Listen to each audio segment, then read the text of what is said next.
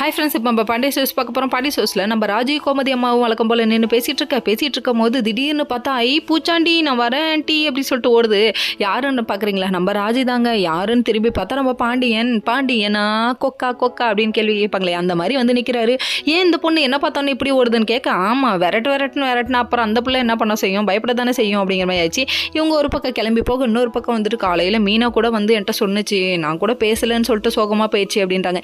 ஏங்க இப்படி பண்ணுறீங்க? இப்போ சாப்பிட்ட மாதிரி பேசுறீங்க, திடீர்னு பார்த்தா வில்லனா நடந்துக்கிறீங்க, என்னையா நீ நடந்துக்கிற அப்படிங்கிற மாதிரி இருக்குது. உங்களால் தான் பிள்ளைங்க பசங்களும் பேசல, முதல்ல பேசுங்க அப்படின்னு சொல்லிட்டு கோமதி அம்மாவோட அட்வைஸு.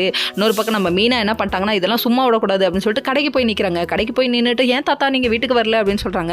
இல்லை பேத்தி, எனக்கு பல வேலை இருக்குது, பல ஜோலி இருக்குன்னு சொல்ல, அதுக்கப்புறம் திடீர்னு பார்த்தா பழனிக்கிட்ட இருந்துட்டு, நான் மட்டும்தாம்மா கஷ்டப்படுறேன், வீட்லேயும் உங்கள் மாமன்ட்ட மாட்டிக்கிட்டு கஷ்டப்படுறேன், இங்கேயும் உங்கள் மாமன்ட்ட மாட்டிக்கிட்டு கஷ்டப்படுறேன்னு சொல்லிகிட்டே இருக்கும்போது பாண்டியன் வந்துட்டாரு. புல்லட்டு பாண்டி இருந்தால் வந்துட்டாருல அப்படிங்கிற மாதிரி ஆயிடுச்சு. அதுக்கப்புறம் உட்காந்தோடனே, ஏன் நான் இங்கே வந்திருக்கேன், என்ன விஷயம்னு சொல்லி கேள்வி கேட்க, இல்லை உங்கள்கிட்ட பேசணும்னு சொல்ல, பேசக்கூடாது போன்னு சொன்னால் நீ கேட்கவே மாட்டியா அப்படின்னு சொல்லிட்டு, சரி சொல்ல வேண்டிய விஷயத்த சொல்லுன்னு கேட்க, ஐயோ எங்களுக்கு கல்யாணம் ஆனதுக்கப்புறம் என்ன அப்பாவும் இல்லை அம்மாவும் இல்லை எனக்கு, ஆனால் உங்களை தான் அப்பாவாக நினச்சிட்டு இருக்கேன், நீங்கள் போய் இப்படி பண்ணலாமா, ஏன் என்கிட்ட பேசாமல் இருக்கீங்கன்னு சொல்லிட்டு ஒரு கண்ணீரை போட்டுருச்சு. அதுக்கப்புறம் உடுமா பேசுகிறேன் அப்படின்னு சொல்லிட்டு சமாதானம் பண்ணி அனுப்பி வச்சாரு.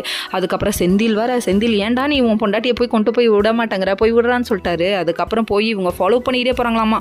ஃபாலோ மீன்னு சொல்லிட்டு பின்னாடியே போகிறாங்க. பின்னாடியே போய் ஹாரன் அடித்தா யாருக்கு காது கேட்கும்னு சொல்லிட்டு சும்மா கிளின்னு கிழிச்சு விட்டாங்க நம்ம மீனா. அதுக்கப்புறம் பேசலையே நினச்சி ஃபீல் பண்ணாங்க. அதுக்கப்புறம் திரும்பி வருவான்னு பார்த்தா வரல.